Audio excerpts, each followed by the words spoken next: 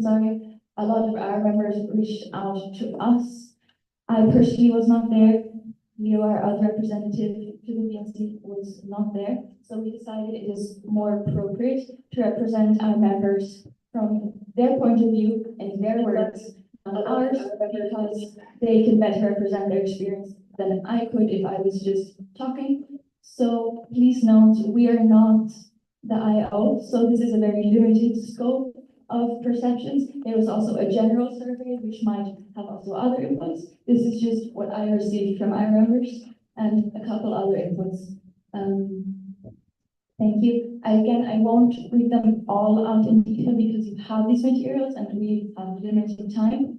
But the gist of all of them is that delegates did not feel they had enough to eat, that sometimes the program didn't accommodate for them eating before a longer transfer, and this was affecting their physical ability to participate in these transfers.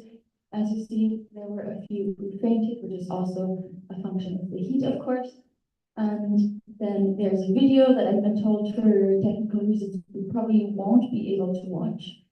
But essentially the video, in a very, very blurred and anonymized fashion, shows a large group of delegates having a little bit of a like protest chant, I would say.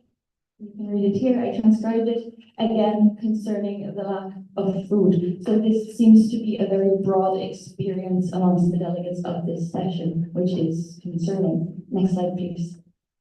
Then there were, again, we see delegates recounted that the heat, the food, all the circumstances led to them not being able to fully participate in the event, which is why we care about this so deeply. And next slide, please. This is one of the recounts that concern me particularly, so I'd like to emphasize it. This is a delegate of ours who has celiac disease, who was on multiple accounts given food with gluten, and they were not given honest, straightforward answers. I would like to emphasize in Switzerland, it is possible to purely try someone for this. So this is also something I don't wish on any orgas to be put in a situation where this is the case. Thank you. Next slide. The rationale and everything is here. We would really like to just reflect on what went wrong so we can ensure this never happens again. The health of minors is extremely important to what we do. We are legally mandated to look after them.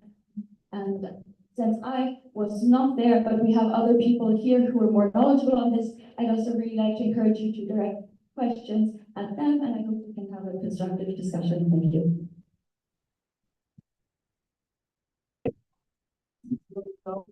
I would just like to say that we do not encourage these kind of slides. We still wanted to present it out of transparency, and would like to invite you not to use those against each other during the debate session.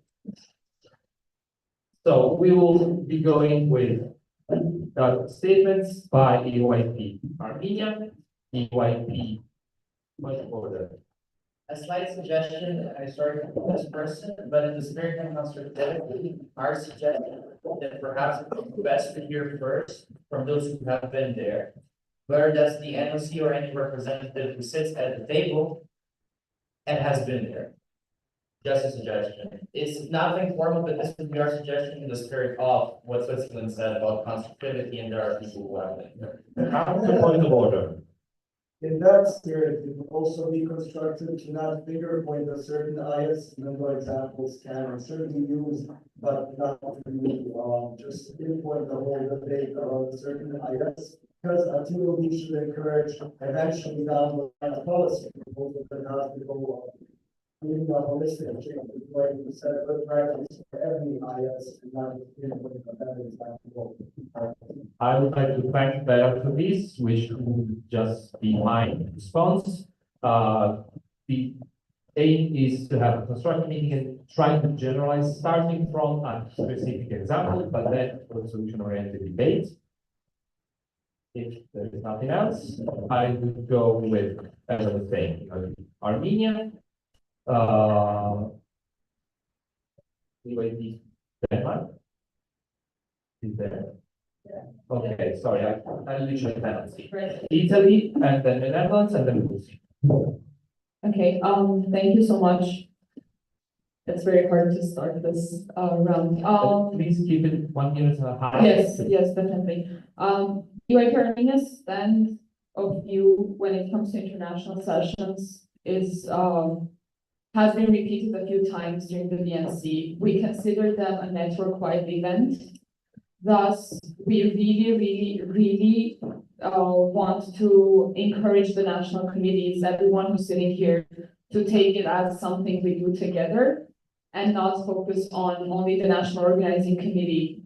Because at the end of the day, these are the events which are for the whole network, and all of us have some sort of a responsibility to support them and to work to make them better. Thus, our topic of debate, which is upcoming soon. So we would strongly like to highlight the fact that it's not only EYP Greece who's responsible for an international session, it's a joint effort by many entities.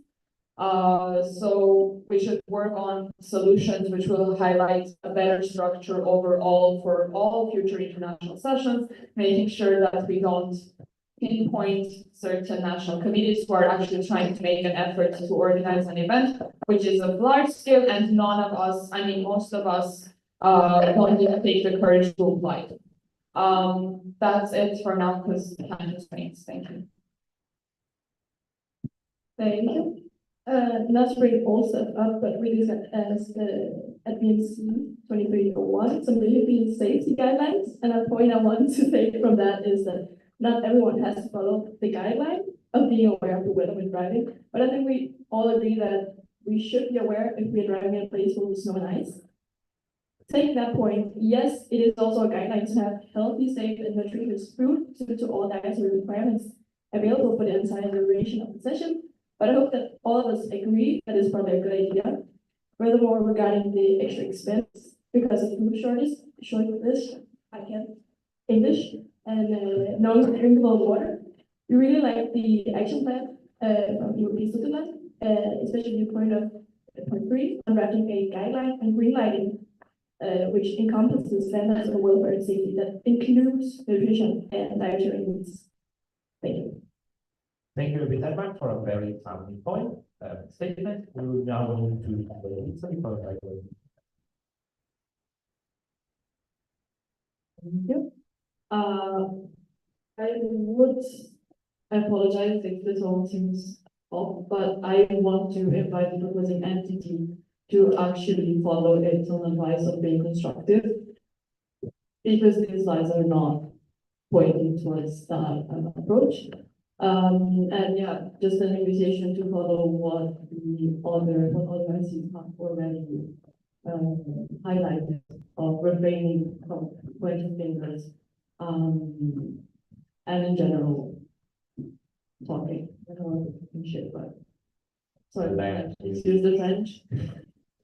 Second thing is that the storytelling that emerges from your proposal points towards an action by the IO during the session, which is far from the truth, as someone out there. For example, the food situation vastly improved after day 3, thanks to prompt intervention by the IO, and this is something that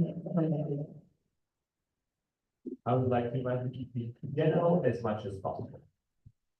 You repeat the amendments, and then I saw there was a request for the governing body. There are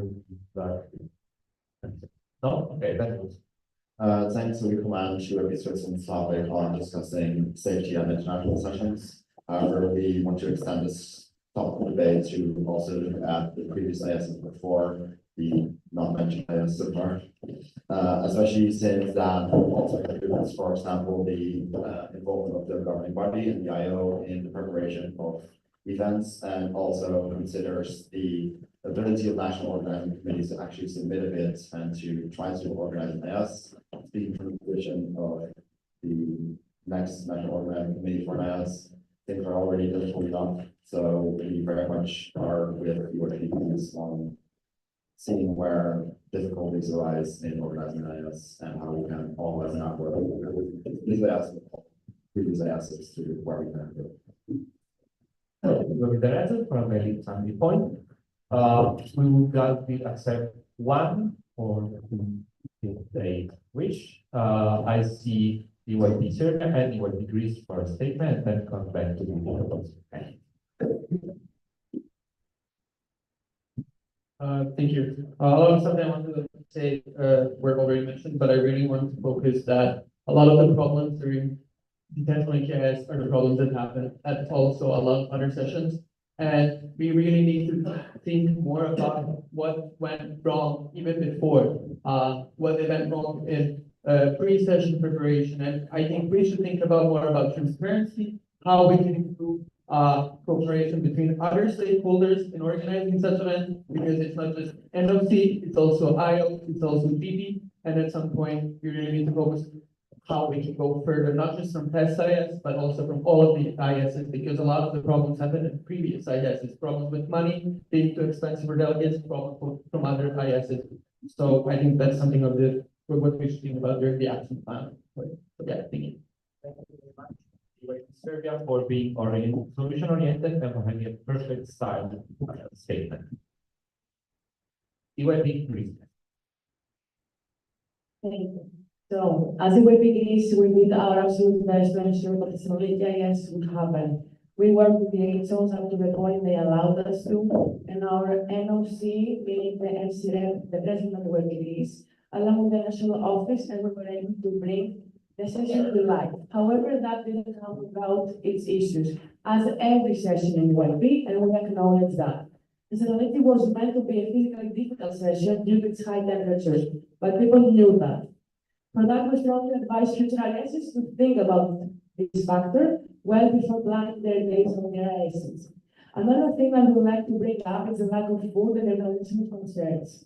The organizers tried to do their best for months in order to fundraise for the session, applied for Erasmus, but we were not lucky, as other entities possibly. We have not been able to get Erasmus for a few years now, and that the financial situation was far from ideal. Organizationally, again, we had a lot of last-minute dropouts, and the National Committee Board did its best to be present and help the org team as much as possible. I'm having problems in understanding the intention of EYP Switzerland has bringing up this sort of debate. Maybe you want to host the next IS, or maybe you're feeling insecure, but I doubt that because, as you may already know, the GB announced new guidelines literally 2 days after the end of the Thessaloniki IS. Again, maybe you are not satisfied with them. I feel there is a kind of philosophy around the center of attention, which is unacceptable and energy consumpting from our side. Just because a series of unfortunate events took place during the preparations and during the event, this certainly does not mean that the standards of the ISs took the downhill for good.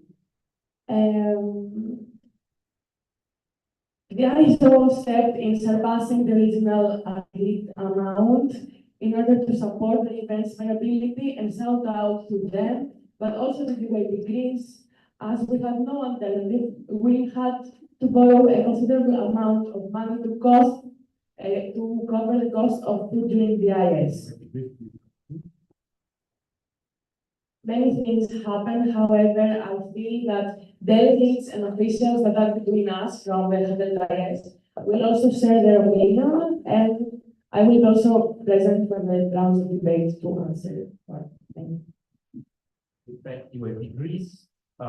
We would still like to remember I understand the concerns and to not focus only on EYP Greece, but at the same time to understand that if there is some issues in the network, it's correct to discuss them. So I would welcome a more positive approach toward the topic of debate itself and the proposing entity. Thank you very much. Now we'll go to the proposing entity. Thank you very much. I'll start with the last statement that was made. In the first half, I was completely with you. You said some very valuable points. We understand organizing an IS is a big feat. It is daunting. Sometimes working with the head organizers isn't easy, and sometimes things go wrong. I fully respect that, and I appreciate that you still took on this task as a national organizing committee. However, then at the end, it went a bit more into like, I understand this is a difficult conversation to have. I need to be the punching bag for a little bit. That's fine with me. And there were a few other points raised about the constructivity, especially of the slides, particularly EYP Italy. These slides were made because I think it's very easy for people who are not there to not understand when we're speaking euphemistically about events, grasp fully what has happened. I was not there, so for me it is easier to represent in the delegates' own words what they experienced, just as truthful as possible. And I do not hope that it's becoming a habit that after every IS we have to do a little presentation of what happened. I think this situation was quite unusual in the sense which I think is why we should use it as a case study to learn, but this doesn't mean this is the first session to ever have issues, but I hope that maybe it can be the last to have it to this extent. Then there were some other entities who kind of understood the section, especially the action plan, the way we understood it. So thank you, UAP Denmark. Thank you also to the other committees who gave constructive input. The UAP Serbia also gave some very valuable input. The reason we want to discuss this in such detail is because it affects ISs in the future, but it also can affect other large-scale events that might have similar questions. So everything we can learn from this is a session in the future that will be better off, and the organs will have a better time, national committees will have better time, and the delegates will be safer. So that's why we personally don't think there's anything to be lost if we can just stick to analysis of what could have been done better and then setting out for concrete solutions. As for the fact that it was mentioned multiple times about there being guidelines, UAP Denmark correctly pointed out that yes, they exist, but they're not always followed. Food, for instance, is pointed out in almost all IS organizing policies, guidelines, guides, but it still happened. So I do think sometimes having more practical hands-on debate of like concretely what can organizing teams do is still beneficial. Thank you. Thank you very much. Switzerland, we would like to remember that no one is the country, no one, so we'll be welcoming all points, positive and negative, that in mind. Now we move to the first round of debate. The debates are structured as follows. You can have this, we will move to have Nina there, so you will have the slides on your own with the debate structure. Round one, health and safety. Number two, supposed structures and green light. Round number three, lessons learned. And round number four, general.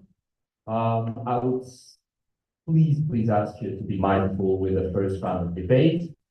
It's useful to share, but I hope we can have a constructive, productive, and positive debate. So any NC that would like to raise a point, please do now. Okay, we have EYP plus Herzegovina, Luxembourg, and then Turkey. Thank you. And safety is something that everyone is striving for, and I think that's something that we agree on. So leading this discussion of whether it's good or bad to have food at a session, I don't think it makes too much sense. We want food at sessions. In that context, we should maybe orient ourselves towards solutions on how to implement and create fail-safes for this to be prevented. In that context, discussing a certain IS or multiple ISs makes no sense in this context because all these things we agree on. We need to discuss solutions on how to prevent these situations from happening rather than pinpointing things that went wrong. Yes, we all want food, we all want safety, we know, but let's orient ourselves towards the solutions, which I think was also the initial thought of the proposal candidate. So we can stick to solutions rather than pinpointing and pointing fingers, that would be amazing. Because so far, even though we wouldn't, most of the debate so far, or the statement so far, were pointing. Thank you very much. We have a direct response from Portugal. And 100% agree that we should be solution oriented, but I don't think it's the role of the proposing entity or anyone else here to point any fingers. But we would be very blind and not wise to not look at what went wrong in the process of planning those set fail safes, because it just informs our decision making, and it's not about pointing fingers, it's about how we collectively identified what went wrong as to prevent from happening in the future, and not what went wrong specifically and the IS that was assessed, but what has been going wrong in the past as well. So it's not about pointing fingers, but just about, okay, let's look at what happened. How can we go from here in a very positive and constructive way? It's quite clear we don't want to point fingers. I think it's not useful to just keep going on this point. So if anyone has some other points on health and safety, we'll be more than welcome to do them. You will be last. Thank you. As a delegate myself at Thessaloniki, that's the only experience I can talk from, but I want to keep it general and constructive. So, from the experiences I had, and I would like to also say that UIP Italy was very bright in what they were saying. The situation was improved, and given that there were many minors at the session, the solution that was implemented at the end was to have at least one non-minor be with minors to then be able to go to supermarkets, which also enabled organizers to have less stress as they were already less than they were supposed to. So I believe this would be an approach that can be thought of when organizing sessions, that there are people that are also able to go to supermarkets with people if there are necessities and shortages in food, to then ensure that people are actually meeting their needs and are feeling health-wise able to go through the session without much of incident health-wise. EYP's type, if I'm not mistaken, you have that. Thank you. And to build on that, I think having contingency plans are important, but at this point, we should look at the root of it rather than planning in case something goes wrong. So having delegates go, even attended, walk all the way to the supermarket isn't an ideal scenario, especially in such a large city event. So perhaps we should think of how to ensure that there's no shortage of food. I understand that things can go wrong, which is why contingencies, but let's not forget that, not forget the step before we reach the point of having to resort to that. Azerbaijan is strictly related to the last point and Thank you. It's about the minors management more. it actually was the previous point, so I will just move on to your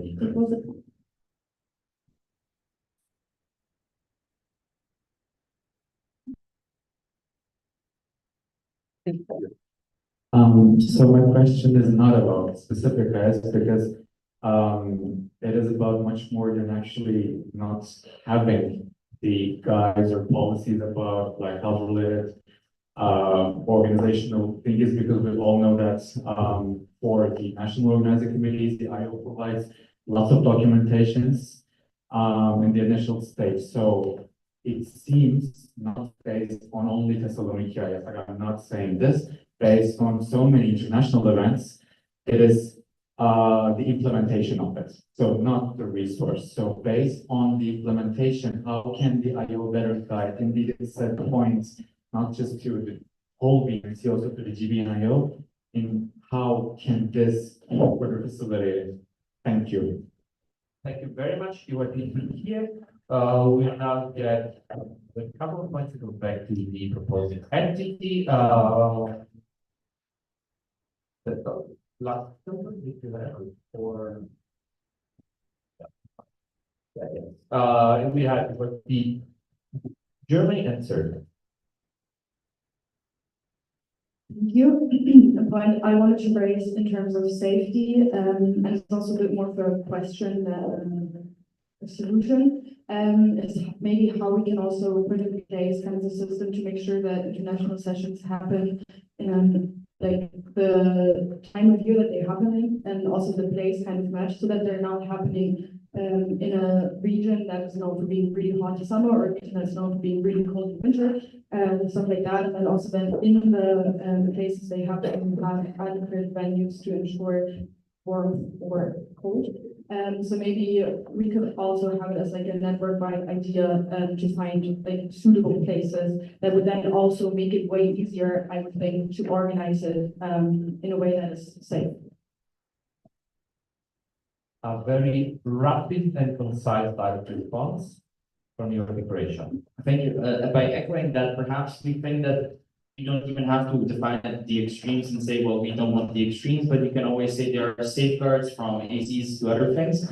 But also we have to defend the GB decision here because the other session that was proposed would also be a Mediterranean summer session. EYP Croatia applied and the governing body accidentally leaked that some time ago. So essentially the governing body is also very limited in terms of the proposal it gets. So we always have to keep that in mind. The leaking was really not relative to the thing, so we can keep it to the debate, It is directly related to the last, not the leak though. not the least. Okay. Governing body. But yes, the quote unquote leak also did not happen in this constellation of governing bodies. Sorry. No, the point is not about that, I'm sorry. The point is about the fact that whenever we open a call for bids, we expect a certain level of responsibility from NCs running bids and choosing times, dates, and places, which is why we give, I think, a fairly broad timeline in which you can apply and pick the most suitable time for your session. We have traveled all over Europe and seen everything from Tromsø to Baku. And I believe that it is definitely in your field of responsibility to pick a time and place that suits your possibilities to organize an event. Thank you to the governing body. As promised 15 minutes ago, you have Serbia and then go back to you.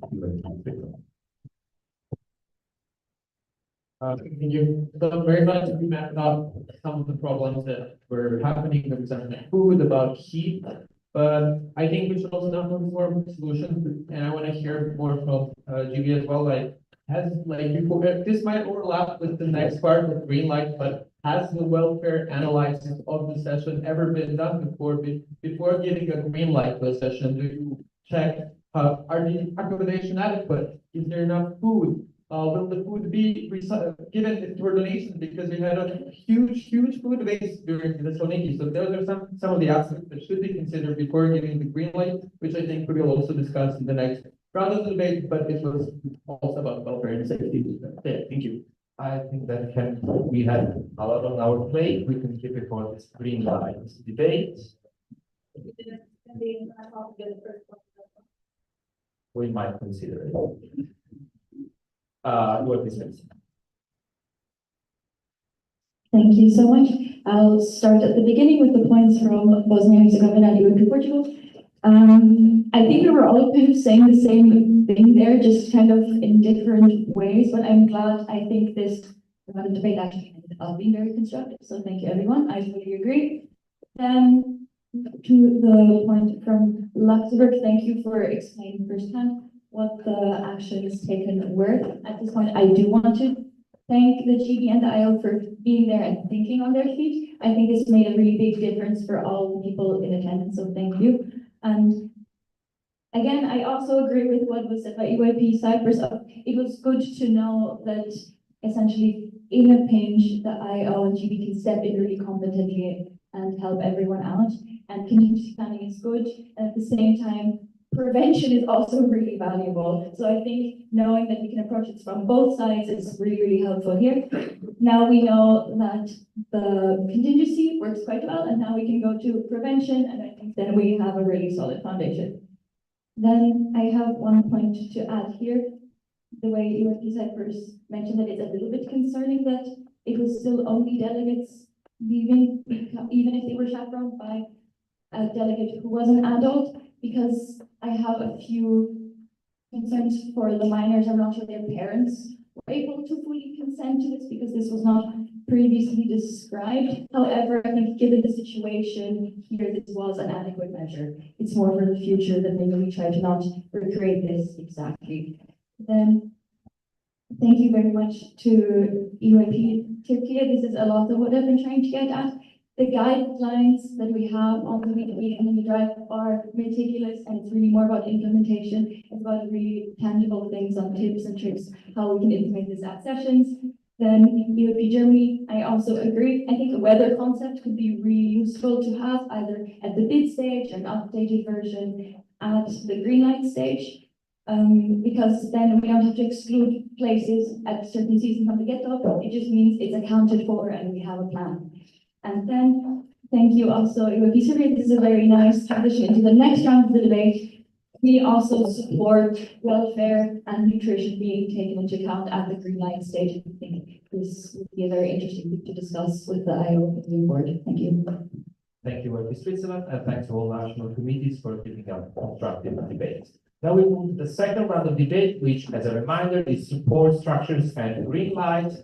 And as I promised, we'll go with international office, followed by Austria. Hello, everyone. Thank you so much. I have a few points to respond to, so I'll take slightly longer. I'm super sorry. So first, on in Switzerland to put on the code of conduct. I completely agree that this wasn't ideal, and I would not support anyone in doing this, actually. I think it was a measure that needed to be taken. We also had a lot of requests from delegates and also from parents, from NCs. So we were approached from several angles, and we decided that this was the best way to go, to allow people to get food, to allow people to move between households, to be in their friends, and to make the best out of a bad situation. If anyone abused this leniency we gave to go out drinking, I do want to emphasize that that's still very much a breach of code of conduct. And if anyone would have approached me or anyone would have known, they would have been sent away. So please don't think that, I mean, I know you don't think it, but just to clarify, we did not approve of anyone going out drinking. Yeah. Then on the weather concept, and this ties in a little bit with what Serbia mentioned on the green light, is that actually we did discuss a lot of these aspects, such as air conditioning. One very unfortunate thing is that one of the venues we were supposed to be in, the air conditioning broke. And I also want to shout out UIP Greece as an NC for fully taking ownership of making sure that we had a new venue and that for 2 days of GA, we would not have to be in a venue that was even warmer than it was outside. And that was fully UIP Greece's work. So I want to say that yes, and I want to be stepped in, but it really would not have been possible for us to step in and take the action we would have without the support of UIP Greece. So I want to say on the green light generally, thank you, UIP Serbia, for addressing it. So maybe to clarify a bit what has been discussed during the green light for you all to know, because I think it's maybe just good context also for this kind of debate. So we discussed the financial picture, we discussed venues, we discussed accommodation, we discussed a logistical plan. We do discuss food, but we do not go into details of the food waste plan. We do not go into details of how we'll make waste be managed. We do not go into details of what kind of food will be bought. Sorry, I will take slightly longer just to clarify. These are the things that we are to discuss. I give an opinion to the GP that they take in, and I also am available for advising because I work most closely with the head organizers and with BNCs, and I think I generally have a good insight. And maybe in this case, I didn't on all points, and I think that's something that I'm personally, really professionally reflecting on. Then I want to respond to Wikipedia, but I maybe have to leave it for the next round. I'm so sorry.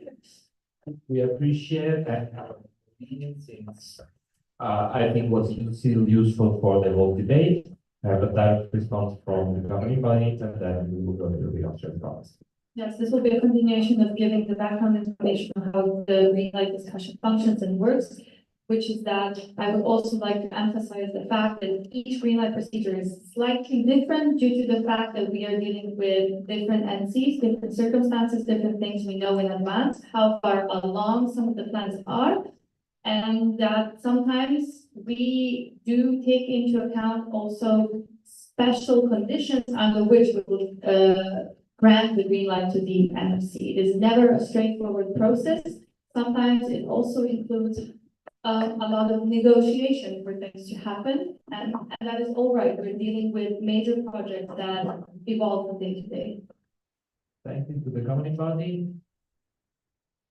Go to the Austrian province. Thank you very much. I have a question more or less to the IO. In regards to the green lights to rains, first of all, in the updates as yesterday was sent, it says on the budget, it was from 5,000 to 61,000K. However, my other question, more relatable one, is that Greece did not apply as the 100 IF. And all of them, it was supposed to be another session which got cancelled.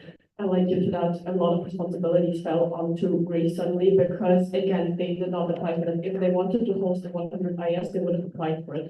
So I think when it comes in regards to green lights, in regards to support, and also in regards to the backlash that that session got, like be it good or not good, but like I cannot say words right now. You know, like yeah, that should be considered also when giving green light, like what was like the idea behind, because again, I think by Greece is being targeted quite a lot for the green light for everything, not for the green light directly about the session, but again, there were things they could not know and then not apply. As we will be hearing direct reply to the IO, but I would like to invite you not directly ask questions to the IO as it is not a named focus. We are more than welcome to hear their point of view, but also try to challenge. Yeah, thank you. So yeah, I wanted to maybe say that we indeed appreciate really that EOT Greece took on to be the 100, and actually in the beginning we immediately had a call with the organizers and they really integrated it into their vision beautifully. So I think that's something that actually was really appreciated, also addressed during the previous BNC, to kind of indeed compensate for the fact that they did not choose to be, first of all, our only session in 2024, nor to be the 100. We supported them by providing them with more fundraising from our side, and also a bigger financial commitment from the get-go. And we also took on a lot more work for the actions around the 100, such as the reunion and other elements that you may have seen, such as the posters. We took this on ourselves, which Ivan Turkey, when they were hosting, had a very big vision on this ourselves, but we decided to take this on. Nonetheless, still, I agree that this probably was an extra burden on EYP Greece and on the organizers, and it's thank you for bringing it to everyone's attention. Thank you to the international office. I am sorry, but in Turkey we are a bit running on. I still think it's very useful as a promise. Austria and then Bosnia. Sorry, Bosnia. Yes, since this debate or this round of debate also tackles the green light procedure and the possible action plan.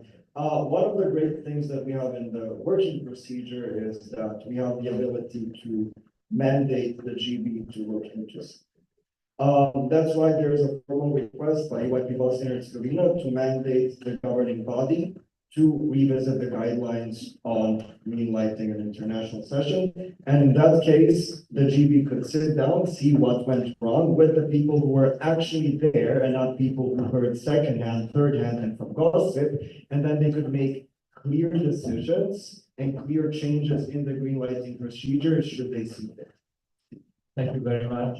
Yes, we would have been presented at the end of the debate. We've got to your survey and then back to your Switzerland.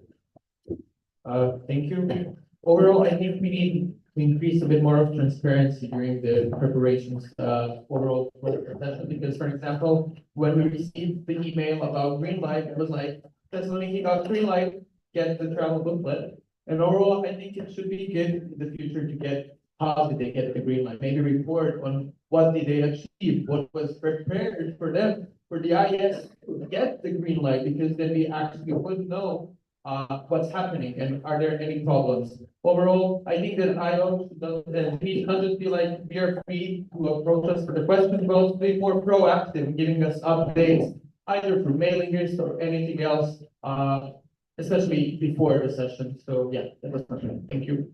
Thank you, everyone. 30 seconds, will be 30 seconds, direct response, and then done. Thank you a lot for addressing it. I will be very, very quick. So I actually had a meeting also with Igor from Croatia to discuss transparency around international sessions. You can see questions directly, and from that there are a few things that came up, such as what you can see during the BNC that we actually discussed, the financial situation, for example, of the ISs. The IO updates are also a lot more extensive. They now include things on HR, they include things on venues. I want to say a big caveat with updating on the ISs is that a lot of things are not sure for a long time because these are huge long-term projects. For example, the venues of The Hague have been confirmed basically from the beginning, but they were only signed very recently. This is something that I have not been able to talk about or have been able to share. The same with any partnerships that may take months or actually even more than a year to develop and sign. And it's very, very, very essential that nothing gets shared that isn't signed, because it would, I think, lead to instead of less transparency, more confusion. I am happy to elaborate on this point at a later stage. Thank you, Adriano. Thank you, Saskia. It would be Switzerland, I think it's for the fact. Okay. Yes, thank you very much. First of all, thank you for the IO. I think this helped create a lot of clarity on how green lights are given and how the IO works with the National Organizing Committee. To go into what was said, specifically about alcohol, I absolutely believe this. It's just sometimes some sessions are a bit harder to keep the overview than others, and I understand this. It was just something that was raised, so I wanted to pass on the concern, just so that it was acknowledged. As for HCs, we actually shouldn't have a similar problem where now in summers it gets quite hot. Swiss infrastructure has no AC anywhere, so actually we feel your pain on that, and we trust that you tried all you could, and we're grateful for that. It was just, I think, very unfortunate that this happened. Again, I think here contingency planning can come really in handy to, like, ahead of time have a plan B, a plan C venue, and they all have to have NC to just. I know, again, your timeline was different than the average IS, so I would suggest for future ISs to have backup venues that have all the necessary infrastructure lined up as early as possible.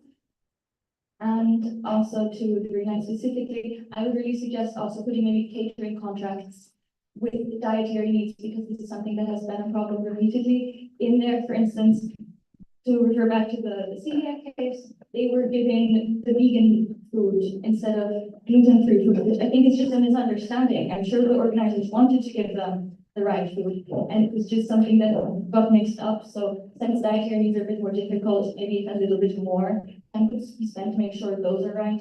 That would be brilliant. And as for the sessions that receive special conditions, what was said often, if everyone could just get a little more context on what special conditions are made for the green light, I think this could help everyone feel a bit more at ease, and also already serve as almost like a call to action for what now specifically has to be done to get it to a good state. Yeah, there were a lot of points around this. Thank you also, EYP survey. I think that's excellently put, and we fully support bestowing a mandate on the GB to revise the guidelines as EYP was suggested. We would prefer this over a working group. Working group would kind of be a fail-safe in case no one wants this mandate to do so. But from what I've been gathering, mandate is definitely preferable to all of us and to us as well. Thank you. Thank you very much, Mr. Final word. Please open the windows and we're all being cooked. And the tensions are. I'm going yeah. We will now go on with round number 3, deeply advised. Okay, that's too much. Pay attention to your heads. To now round number 3, lessons learned.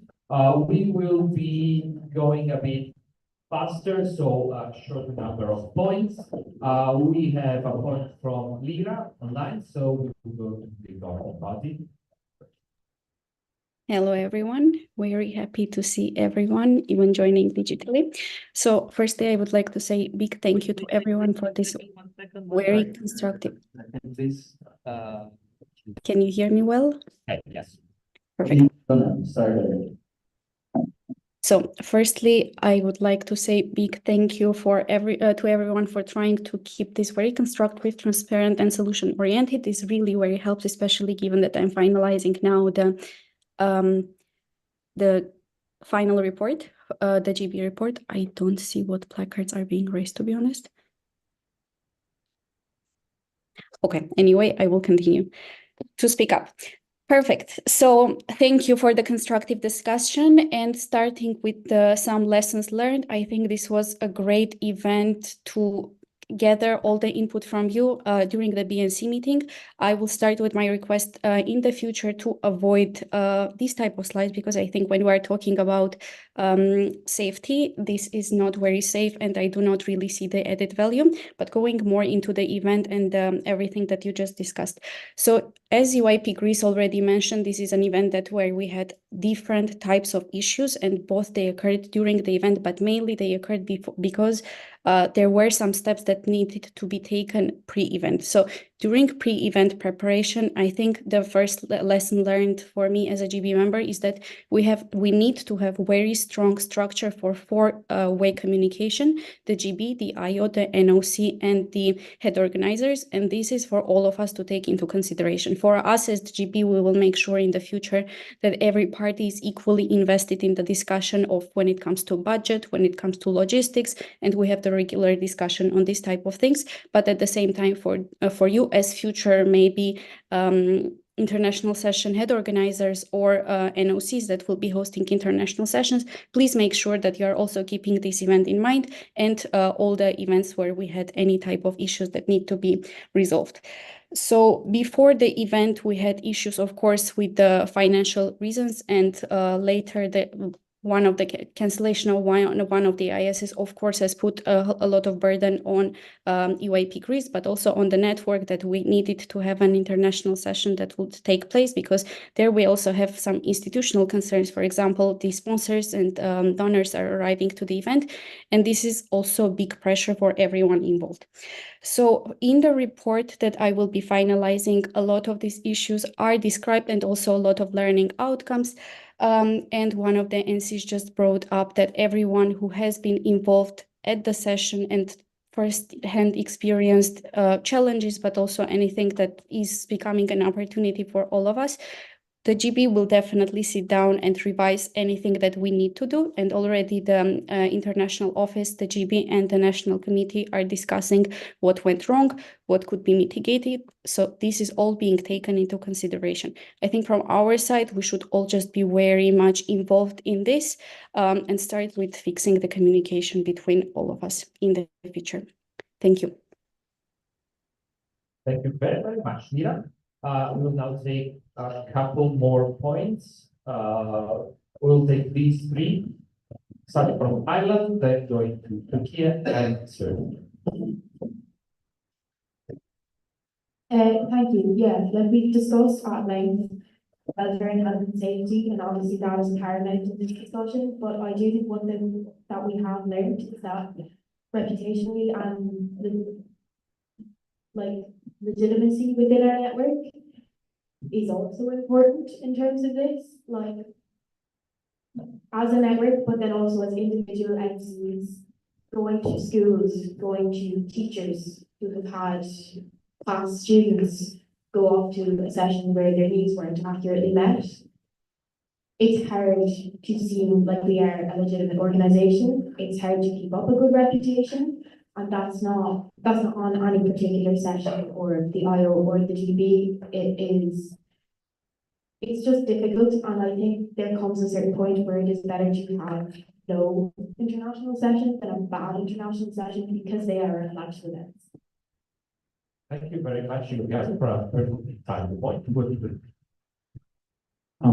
First off, thank you so much, Lila and Saskia, because, like, to be honest, as the representative of EYP Turkey, I have to agree on the word of burden because of the cancellation of Istanbul IS, and this was definitely a burden on the EYP Greece and the national organizing, the end organizing team, because even there was a concept paper for the 100 IS published by the governing body only for the 100 IS, and they did not sign up for it, and they basically worked for it to be like 101st IS for at least 1 year.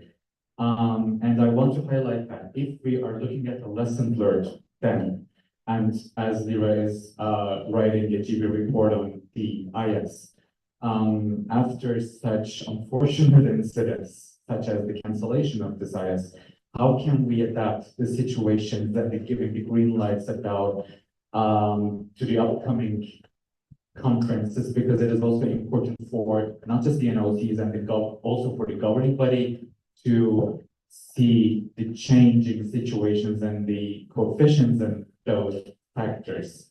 Thank you. We have a third response from the governing body that will speak about it. Thank you for mentioning the GB report. The governing body would actually like to apologize, and we know that it is a little bit unfortunate that this report was not published before this BNC meeting. We will also like to apologize for the report for that, but yeah, it's not being published yet. We are aware of it. Some of the major points in my term was collecting missing GB reports in Warsaw. And those who remember when Warsaw IS is, congratulations, you're old. Therefore, that is the document that is shared with the network with the lessons learned. If the NCs here do not feel like that is enough or have a suggestion for a section in the report, we are willing to talk about it and hear you out. And that would be the major point on reports. You are Serbia, and then I'm sorry, we move on to where you. Thank you. I think that every organizer, every person who organized an international session knows how valuable as big of a team to have of organizers, because in past, for example, we had 15 or even less, and even from the beginning, it was not a lot of organizers selected, only 23. For example, Tromsø had 28 organizers, and they also had somewhat of a smaller session, but with a smaller team, I think we had a lot of dropouts as well, and that should not slip up. And it should be worth, like, if we need to get any person in the team, that would be amazing, because the workload and the problem and health problem were actually a lot because of not having a big team of organizers. So in the future, that also should be considered. Maybe we can also have a concrete number that should be set out what number of IS workers should be in the future. So yeah. Privilege, Chris? Sorry, I did not. Very briefly. Yeah. Basically, small number of organizers in the team, maybe we can set up the number that IS should have. How many organizers should an IS team have for the future? So yeah, that was it. I will take 30 seconds, then I'll and then go back to what we said. Thank you, Matei, for bringing this up. It's a very realistic scenario, and to that I will respond that, of course, a solution for last-minute dropouts is to engage all of you as NC board members, and don't forget that one of you belongs to the National Organizing Committee, so take the most out of it. And yes, dropouts happen before or during the session, so try to make the most out of it. Most of the board members, you attend your sessions already as guests, so yes. It's very strong. I'm sorry, international office. We will have 3 points for the general and the debate already tallied. I will ask the people in Switzerland to respond briefly to the points, and then go for it. Yes, of course. I'll start with the points mentioned by Lyra. Thank you for that input. I trust that what the GB learned from this will be implemented in the future, and we're very much looking forward to these reports coming through. I trust that it was also difficult for the GB to work in a situation where that many reports are missing. And we respect the effort to catch up on that, and I'm sure that will be a very worthwhile effort. So we're looking forward to seeing all these old reports and the new ones as well. Then one thing regarding this report and following up that I wanted to mention, we were a little bit concerned about, is that in international office updates, E4, I believe it was mentioned that the survey of participants experienced the turnout was extremely low, below 50%, which had previously been well above in the 60 to 70% range. And I was just wondering if this might be a result of some delegates having not the best time, and that might be something to take into account for with the results, that there might be some dark digits there that are missing, that someone who's completely disillusioned with EYP now might not have filled in this form. But of course, I hope that there's still valuable data in there. Then to EYP Turkey's point, we were all very sorry to see as Istanbul be cancelled, and it was a difficult year for all of us, and we hope to see no more IS cancellations, which is also why we are very grateful that IS as a community still did move forward. And to EYP Ireland's point, this is something that was very big for us as well. We had teachers and parents approach us and they were very concerned. And this is also one of the reasons why I put on the slides what I put on the slides today. This was not nice for me to look at either. I did not get any enjoyment out of this. But this is what the delegates bring home. This is what the teachers see. This is what the parents see. So this is what the outside perception of our ISs are. And I really hope that the teachers who had delegations going to this are still willing to work with us and that they trust us when we say we're working on it, we learned everything we can and we're doing our best. Thank you. Thank you very much. Thank you, Dr. Switzer. As I mentioned, it will be 3 points, 1 minute maximum, so then we can move on. International office, for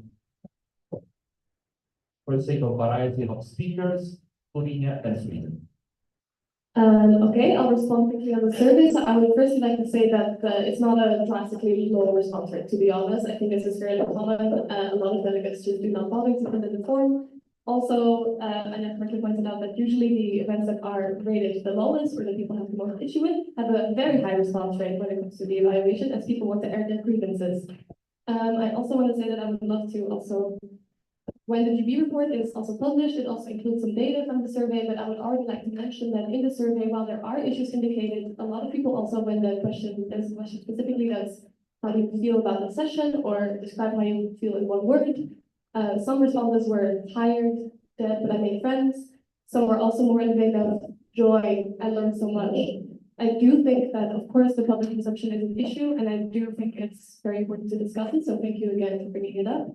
But I also think that a lot of participants, after the whole session has happened, taking everything together, enjoyed participating, had a good time, and took something from it. And I hope that this also translates to the teachers and the parents, and yeah. That was 1 minute perfect. Thank you very much. Mentioned Slovenia. Get my point to someone else. It's not that I'm going to keep done this work. Okay, thank you very much. Highly appreciate it. Then we will have Sweden and Poland. And small note, if you have to leave, please do it very quietly. Not you, Sweden, in general. Thank you. I think at this point, for me, it's bringing a little more emotional and humane way of thinking about sessions in general, and not to point any fingers to a degree or Thessaloniki or anything. So basically, my point here is that, okay, I'm gonna just point my finger a little bit, but it's not really sure. Like the 100, I guess, we had a lot of expectations, and a lot of people might have been disappointed. But I think that like mindset of always expecting too much, because at the end of the day, it is just another session that is organized by EY peers, like all of us. And whether it's a regional session, NATS, or an IS, it is still organized by EY peers. So, sure, like EY peers got a lot of heat. It was not much like that. But in general, I think we need to always keep in mind that the emotional aspect of it and the amount of pressure that is put on the NC, especially like this. Thank you. Okay, and then we will move on to the final point by Poland. Yeah, I'd just like to follow up a bit on what Jack said, but also give the perspective of the National Committee itself. I feel like we should take a little bit of responsibility for maintaining the reputation of EYP in general from the level of the national committees as the people who are the closest to the delegates, to the teachers and to the parents. I will use the example of the TESS-IS, but I feel like it's also the case for many other sessions that we send our delegates to, that it is always the experience that we don't really know what to expect from. And I think it's nice to kind of talk to the delegates in a way that it is not always going to be ideal. And if there's also a financial contingency for some unexpected expenses from the delegate side, then it's also very nice. That's it. Thank you very much for Poland.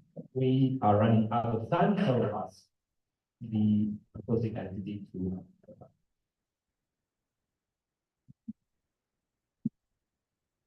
No direct responses. no. Right. Thank you again to the IO. I'm glad that a lot of delegates still indicated that even though maybe it was physically taxing, it was really fun and educational. So I guess it's impressive to see that these young people are still very resilient and they still love the UAP, which is nice. I know that some of the people we had sent are still active as officials now. So it's good to see that we didn't lose them. However, I'm still concerned about people who had more extreme cases. For instance, because maybe physically it was not as accessible to them, or people who had dietary needs which weren't met, they will be those will be individual data points in the survey, so they might not carry a lot of weight. But since inclusion is really important to us, still think those things should be a big thing to take into account. However, I'm glad that generally they could still enjoy. I'm really happy about that. To EYP Sweden's point, I agree. Also, as the EYP network, my feeling is sometimes we are really nitpickers. So sometimes it's a bit hard to cut through all the noise and to see when are we beating ourselves up for no reason and when is it something big to work on. So maybe if we could all adapt the culture of giving praise where praise is due and reserving the really critical comments for where there is a need for critical comments, I think that would help us prioritize and make the whole thing less daunting, less negative. Because then also I think we can focus on what really needs to be done a bit more.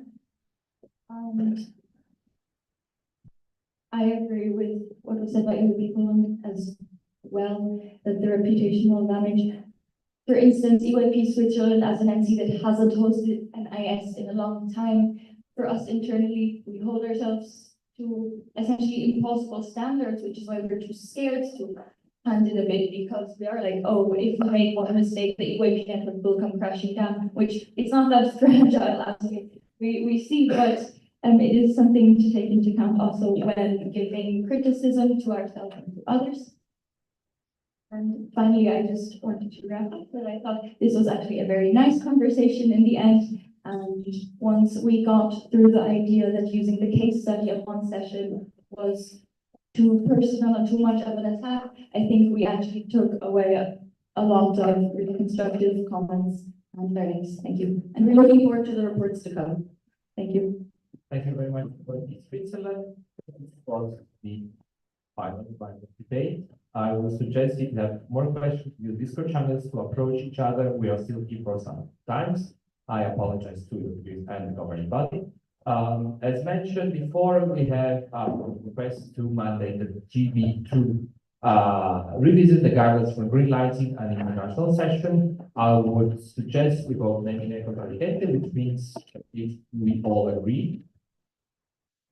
Mandating the governing bodies, like coming out right now, to revisiting the guidelines for green lighting and international session. There we go. Naming configuration, which means if you want to have vote, raise the placard, otherwise it's approved. Thank you very much. So we have mandated the governing body to update the guidelines. One most thing before letting Dan go, I would like to thank personally all of you. We had a very constructive debate, and I'm glad we personally be happy that we streamlined it, because we showed the network that we are able to have constructive debates even in difficult times. And I would like to thank personally each one of you for that, and the governing body, and IO, and the of course. Yes. Yes, the governing body would indeed like to thank you for thinking and working proactively during this debate. We appreciate it very much. A little small note from us is that you have made this formal request. However, we cannot guarantee the speed in which we can deliver this update to you, given that we have elections upcoming and then a transition into the new governing body. And then maybe the earliest greenlight procedure that can follow restructured approach would be the 103rd international session. I apologize. I should have probably asked before if the break has a very super rapid thing. Yeah, but that's the whole point of GB elections, no? So that we can also discuss it there and quiz the candidates on what they want to do with the procedure as well, what their perspectives are. Yeah. So use the opportunities, we'll have 2 town halls, and let's get the press. I very much endorse the point by the Croatia, and then we will just move on to the next day before lunch, because we don't have lunch yet, and so we use our delay to run it a bit. We will, I'll give a count to my office, Danny Boy. Fantastic. Yeah, so following up the slight run over, but lunch is also here. So the Equations around international session sustainability. I would like to invite the proposing committee, so we'll get right now. Statement of the debate being the current format of hosting 3 international sessions over a year is not sustainable in the long run, both from an economic and human resources point of view. For preface, no one account for what you're looking to say, but all statements we have at least 5 on the agenda involved will be a minute long and no more, if that's okay. You okay, Fran? Yes, thank you so much. Let's go back to ISs, now to economics and HR. So, you can read this thing now, big. Let's go straight to the 10 purposes of the history of the proposal. TLDR, on 2020, the GB decided to move back from 3 to 2, due to COVID, of course. And then on 2023, aka last year, the GB decided to go back to the 3 IS format. Because there were 2 appointments for the same round, which were Turku and Malaga. So, yes, we can move on. Yeah, yes. Yes, rationale, yeah, there we go. The rationale, we would like to make some super quick remarks, because maybe it's kind of unconventional that not presents these kind of topics of debate. We're extremely happy with Malaga. We love Malaga, of course, also the hate for topic de nome. But I believe this topic does not focus especially on the already selected ISs, but especially on future concerns that could potentially arise. It's kind of a very potential topic. In this case, we want especially to be debating the HR possibilities that ISs currently have. As it was mentioned by the safeguard team, the UAP is currently having a quote HR crisis, which makes it sometimes hard to find officials, especially for 3 ASs. Taking also into account IS officials need to be more experienced with peers. From the economic side, they tend to be very expensive events, which I believe it's also a pushback for some smaller entities to apply for ISs. And if shit stinks go wrong, it's also a very negative thing to that. Some case studies that we've had the 105th goal extension, but the cancellation of the 100, new 100.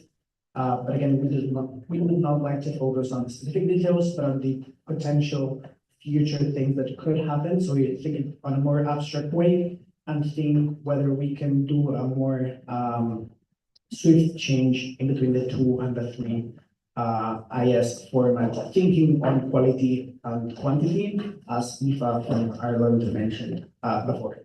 So if we go to the next part, yes, keep it. More. Yes, there we go. On potential or possible action plan, we've added all the possibilities. It's not that we completely agree on them. We're especially keen on the 3rd one, which would be to kind of facilitate a bit more the switch from 2 to 3 ISs based on plans and prioritizing quality over quantity. So just not being forced to have necessarily 3 ISs a year. Of course, there's also the potential to go back to the 2 IS format that also exists. And there's also the creation of working groups, which again, we're not super keen on, but it's there. Done. Perfect. Okay, so I've been told you went to Sweden, you went to Denmark. Oh, so you want to really join today? Denmark, Sweden, and perfect. Start with you. So you're working Sweden, you're Thank you. And as mentioned, this is a joint statement by the three out of four organizations here. Just for the sake of saving time and bringing different point of views. Firstly, we'd like to thank you, Spain and Jordi, for bringing this forward, as we find it extremely important to discuss. And having just talked about how to make hosting IS more attractive, or speaking of ISs, we know that not all NCs work the same when it comes to sending delegates to ISs, and having that all NCs have different preferences for when the ISs should be held point, we think is an important part, which also, sorry, just a very quick question. How much time do I have? 30 seconds. 30 seconds. This is coming from 3 NCs, so we're saving time. Can I have? Ignore my time. All right, I'll make it quick on that, please. And then the point in the action plan focusing on going back to biannual taxes, be extremely lacking. We're big fans of it, so we can ensure that we do not end up in both economical and HR crisis. For European Sweden, we can't really send delegates to more than 2 sessions, as the NC usually pays the participation fees, and it puts us in a very difficult situation when it comes to our budgets. We recognize that also, like from the 3 NCs, we recognize that sending delegates for 3 ISs, and especially for new NCs, is a big burden, and I cannot really speak on behalf of them because I do not know how they're structured really, but it's already hard to find 1 to 2 delegations per IS to send them there, than now having to find 6 different delegations for bigger NCs, for example. And for us, we feel like the decision to bring back 3 ISs was because of a selfish reason to bring more money in rather than the benefit of the organization, since we can't really find 3 NOCs who can organize ISs, which we saw yesterday, as we can't even find anyone to host 105th. 3 ISs makes hosting UAP flagship events not that special and therefore not attractive. This puts a lot of pressure on the organization and turns the session from something NCs benefit from to a burden. Having a hard time finding an NOC could potentially result in, especially larger NCs, hosting ISs more frequently, where it should be a circulating event around the organization. And one final point, we also recognize the lack of experience and available members, which could result in a lack of qualified individuals taking on such responsibility of being an official at ISs. Thank you. Thank you very much. Sweden, Denmark, and Norway. Oh, Denmark. Okay. So we'll take a statement from Norway, followed by you.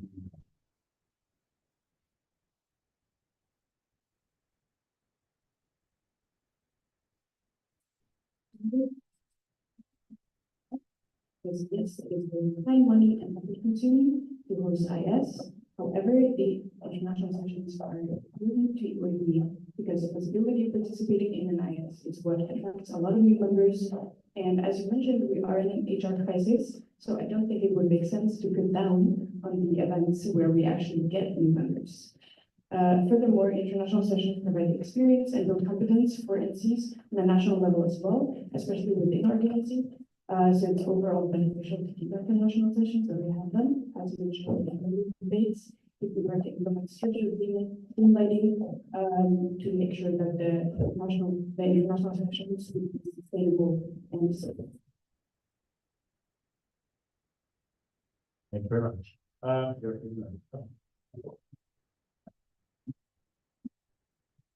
I think we can all agree that everything was better before COVID, but especially this policy seems to be a recoming of things that were before COVID, especially regarding 3 ISs, where the regional balance over the last years and also in the coming year is hard to find between these ISs, which means they risk to tap away from each other's possible funds, and especially with, for example, the banks fund that used to be available but isn't anymore. It creates more of a competition between these 3 sessions. Moreover, this also makes them less prestigious and makes sponsors from our national organizing committee's experience a bit less eager to get into it.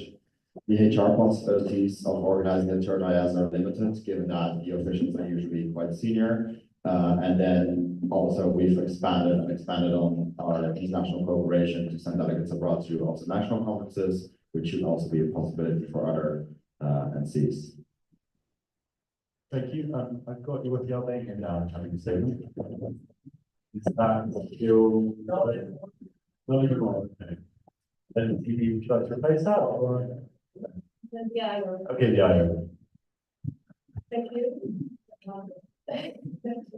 Yeah, I maybe just wanna, there's a lot of things to respond to, but I would like to indeed thank you, Leonora, for bringing up that I think that IS bring a lot of value and actually also increase HR if they are managed well. I also think that the pressure on HIS is actually less.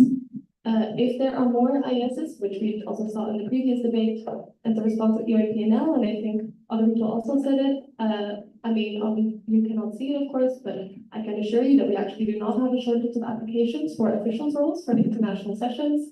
I also do not see in 2025, 2026, any overlap of regions between international sessions, and I think they're actually very nicely spread. If you look around, they all have their own little region, and I'm actually very happy and proud of that, so it's been, yeah.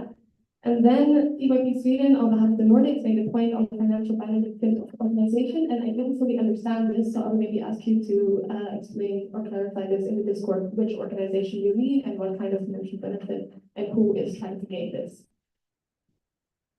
Fantastic. I think that sets us up very well for the debate. We have a response from Spain, but Bernard and debate. So you'll be Spain? Thank you so much, Stan, and everyone who made some statements. For the tree statement, I completely agree on what you said on going back to twice. It's potentially interesting. Also, if we have the potential of having 3 at some point, I wouldn't be extremely uncomfortable and we wouldn't be it. But especially on what Jack said on the delegation finding, I believe it's quite a good point that we need to achieve in order to have you know, a better representation of our delegates overall, so we don't have them, you know, unbalanced and stuff. So then going to Norway, of course, we get a lot of members from ISS, and they're quite important events, but we need to balance out what they give us and what they take away from us. They give us a lot of good things, of course, that's why we do them, but I believe at some point it crosses a line where we put too much effort into them, and there can be a potential risk, which we have seen in the past. From the Netherlands, I completely agree on what you said about the regional balance, so full on that. On the AO, thanks for that. I would just like to question, is it possible that we get the amount of apps afterwards? They are applied and selected? Yes, GD. Yeah, okay, yeah, it was a question. Yeah, we wait to give the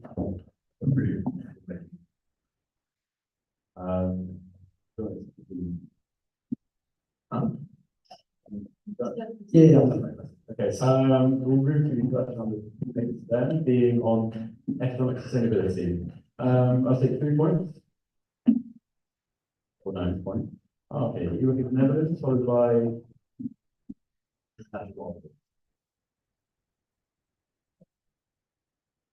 So to look back to what Saskia said, the regional balance, I don't think that was what Spain also just touched upon. For us, this is as much as a geographical balance, but also regional balance as an economical balance, where some more Western European countries do have a lot of incommonalities regarding funds and availability of those. So basically that. Thank you, Yuri. The international group.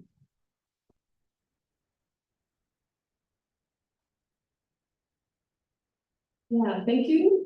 Sorry, there's again a lot of things to respond to, so I'll first give it to Anya to give a bit of historical context on the whole concept of the 2 to 3 ISs. Yeah, because I think someone mentioned that the reason we moved to the 2 was college related. It was not, it was autumn 2021 when the decision was taken. Also, it was meant as a pilot and experiment. It was never set decision for USGC. The idea was we had 2 international sessions and a first place in type of event, which could be crucial Eurobroadcasters or something else, or some visits. It didn't happen. And what we have realized is a lot of appetite from the delegates to come to the international sessions. And I don't think it's correct that it was like just to want to clarify, there was no selfish motivation in financial. I didn't understand this point, maybe to clarify also from the statement. And the reason we went back to 3 just because we had enough applications to host, that the GB had, and enough delegates to send. And also what's very, very important to clarify, we can't host all the delegates at the international sessions now. They always have to cancel at this point. There are so many countries who want to send so many more people, and we can't host everyone.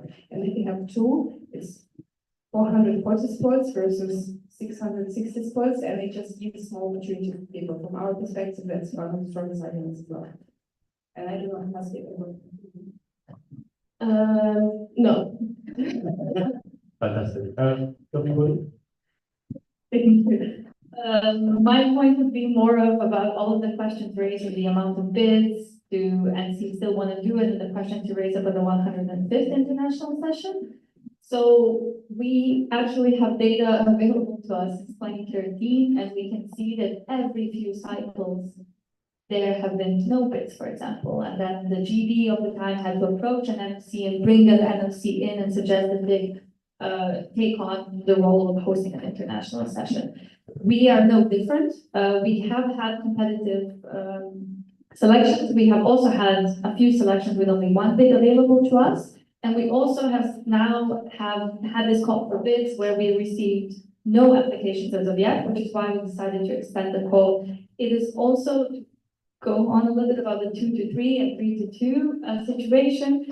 The governing body and the executive director together sort of reserve the right to, in case, for example, we now do not receive a bid for the 105th international session, that we have a less number of ISs, or how we went back to the initially was we received 2 bids of very high, similar quality that did not have an overlap, which is why now we have the Hague, Turku, and then Malaga happened. Thank you very much. I see that we're coming down the aisle, so we're going to move on to the second debate, round of debate after UAP Spain's response. Please raise your points in the general round of you. Thank you so much, Dan. Yes, I would just thank Annie for the clarification. Of course, I will stick to my vision of we love having positive things that ISs bring to us, but I believe it's also like a commitment for the future. Just let's keep in mind that some things can go wrong and what are the negative sides also, because we tend to romanticize ISs too much sometimes, and we tend to forget what the negative sides are of the ISs, and they're kind of draining for NOCs. And yes, nothing else to comment on my side. Thanks so much. Fantastic. Moving on to HR sustainability, UAP Croatia, followed by UAP 2. Such a great point. Say UAP, HR, and HR. But anyway,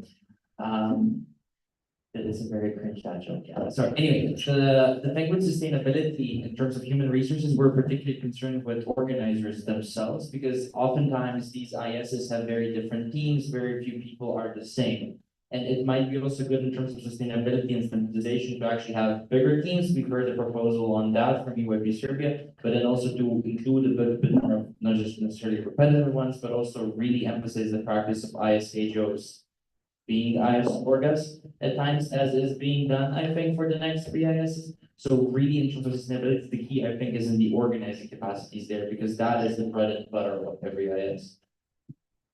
Direct response from the international.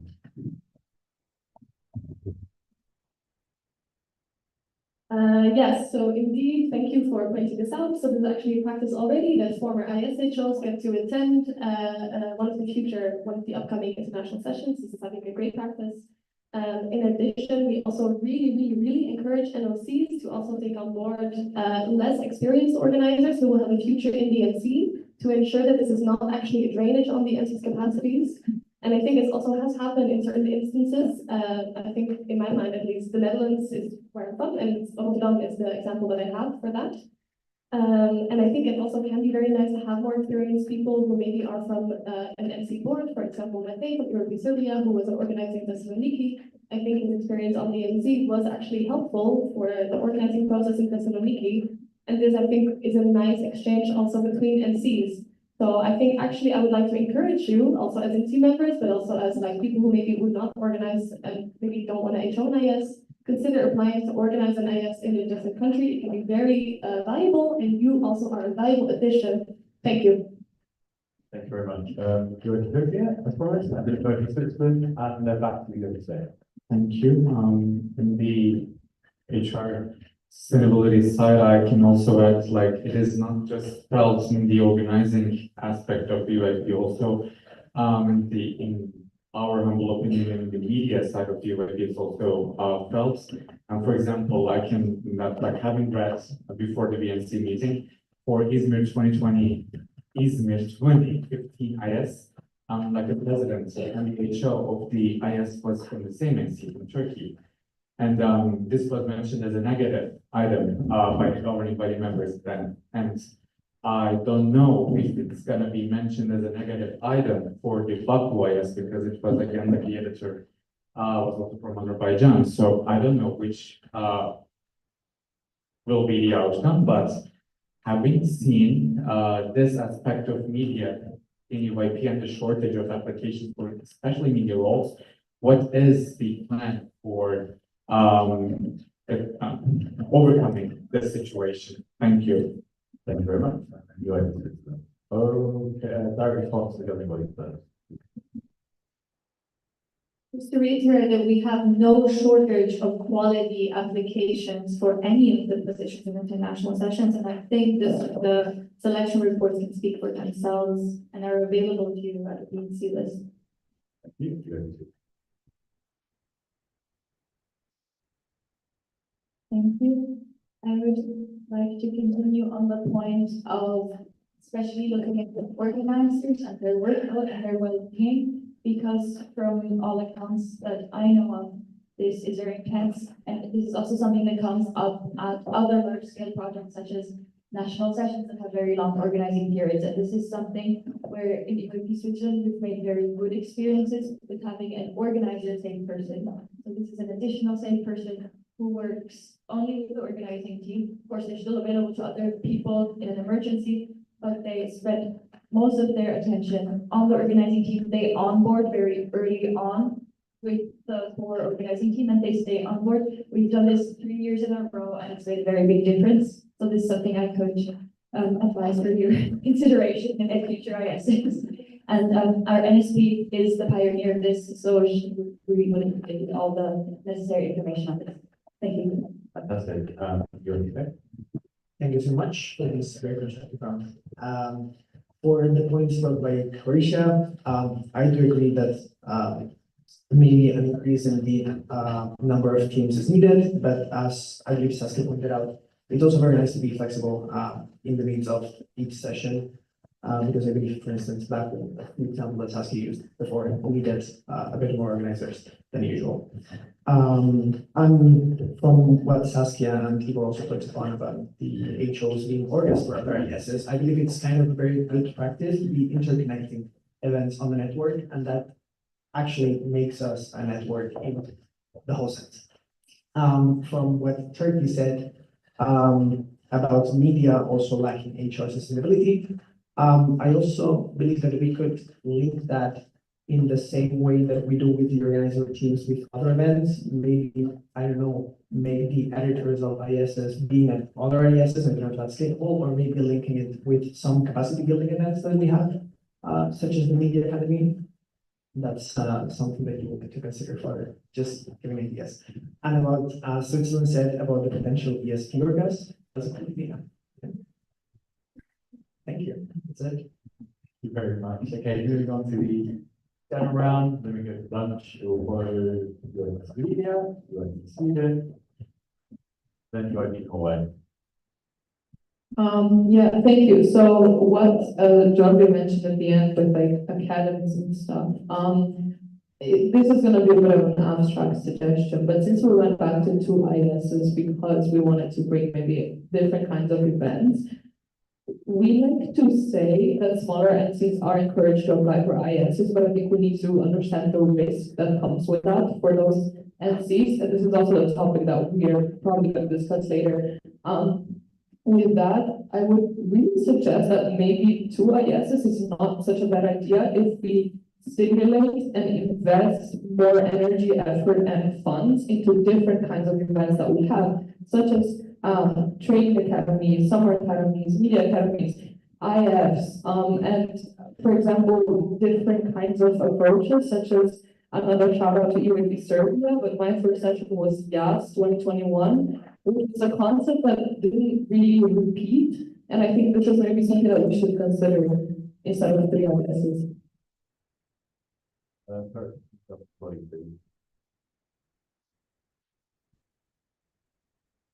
like to point out the overall stance of the GB, which reads as follows: we are flexible on the number of international sessions, but we sometimes disagree with the rationale why you argue two are better than three or three are better than two. But just to point out that we are very much flexible, and we had years before the COVID pandemic where we had two international sessions, like 2018, for example. So this is a very flexible basis, like we can decide to have two now. Thank you. Your response? Thank you. My point mainly, I mean, I wanted to bring it up during the economic sustainability of specific entities here, because I also mentioned it in the statement. For us, we pay the participation fees for our delegates, meaning that it goes out of our national budget, which also could be the case for other entities. I'm not really sure. There for us, we cannot afford to send more than 8 delegates to each session, which means that there's that chance and possibility of us not being able to send delegates to the third IS, which will result in the IS not having, or like having less participants. And the reason why we don't really have the delegates themselves or the schools, because we're school-based, is because the schools are going through a really hard time financially speaking. And I've brought this up a couple of times, but schools are closing down because of the lack of budgeting to heat up the school for their students. Thank you very much. Okay. Would you know please? Yeah, this is also bringing a bit back to the economic, we noticed there's a lot of focus on like 4.1 with the ISs, and it's so difficult to do funding, but the ISs can also be a great opportunities for hosting NCs, because it's such a large event. So it's so easy to reach out to new partners and build connections in the network that can help the NC even after the event. Like for Tromsø, the people we've been working with for the IS, we're still working with them for other events, even now, like a year and a half later. In speaking, I'll take your hearing and start. Okay, thank you. So I wanted to touch upon exactly the fact that you said that it's a great opportunity for NCs, and I do understand that, but it's a great opportunity for already established NCs. And so having multiple NCs per year will not give enough space. It's gonna end up being a circular, it's gonna circulate between the same NCs having ISs one after the other. Because for example, I'm not even speaking now because it would be insanely unrealistic for you in Romania, but even in the next 5 years, it would be an insane risk. But for the entities that are having ISs now and keep having ISs, they know how to manage them, they do benefit. Whereas it will take a longer time if we have them more per year for a struggling NC to make space into the circle. Okay, we're going to take our response from the international race and go to the thing.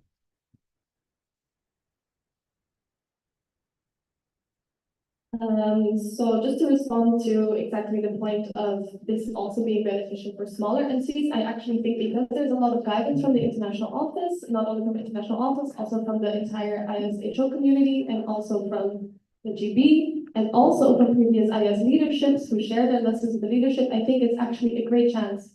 I want to maybe point out a few partnerships that have started because of the ISs that I personally know of.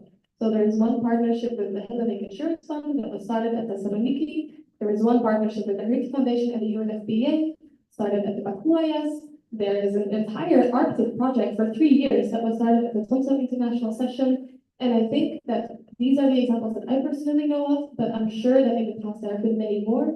And I don't think this is limited to only larger NCs, precisely because we are able to offer the support. And I think that's a big difference from an IF, where you have to kind of fend for yourself, and an IS, where you do get a lot of support. Thank you. Going back to your Thank you so much. So first of all, about what Karen said, I completely agree. We also need to think about the potential of, and it's also related on other points that we made, about newer NCs getting involved and starting doing big projects such ISs. It's usually difficult to think about it because usually more established NCs are the ones that embraced in these kind of projects because of the implication that they have. So I would like to see the implication of smaller NCs or newly NCs on the project, which I believe it's also the point that Sweden made, if I'm not wrong, and also about Norway. Yes, I'm kind of the AOs. It's also a great opportunity, but again, let's check the pros and the cons and see what weighs more. So,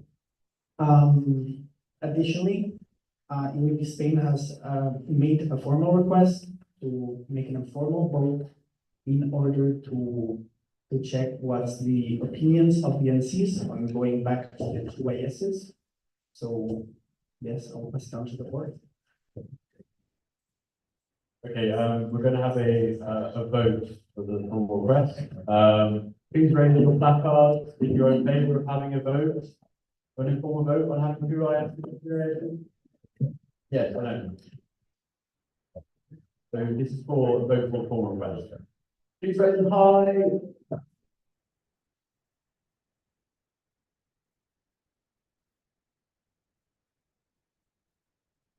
European Romania, is that full? Yeah.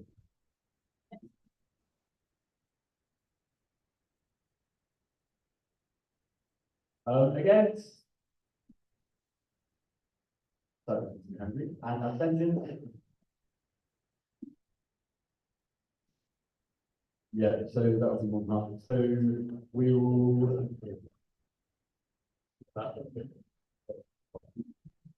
We'll receive an informal vote then, by us approved. So we'll start with, okay, those in favour of two ISs, please raise your placards.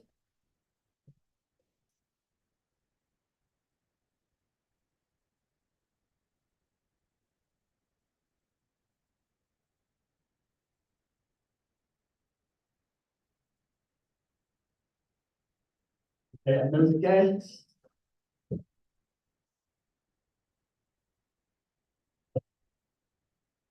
And abstention?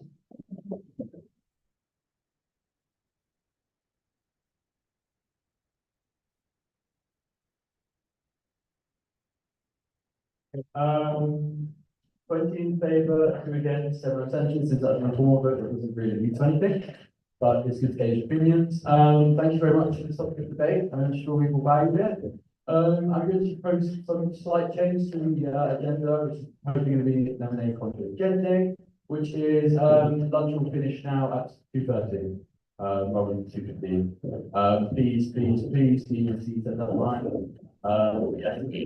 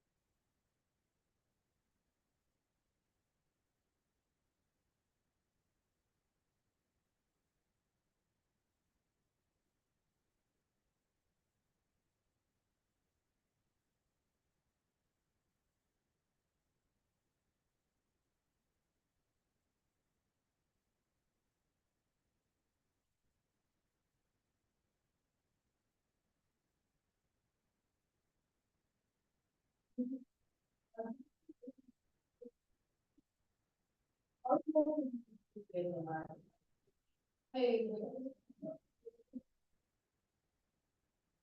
I think that you need to be on. Hey.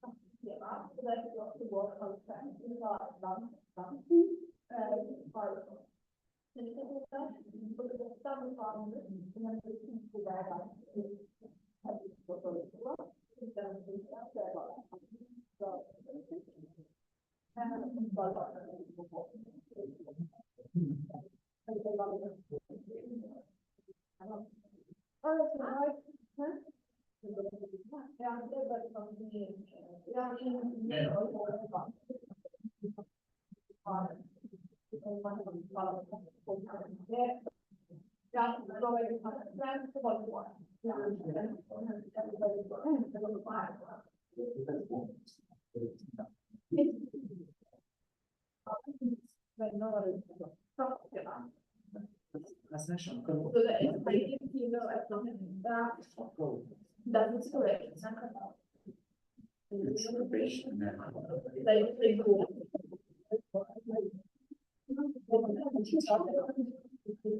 Benim de aklıma işte şimdi geldi.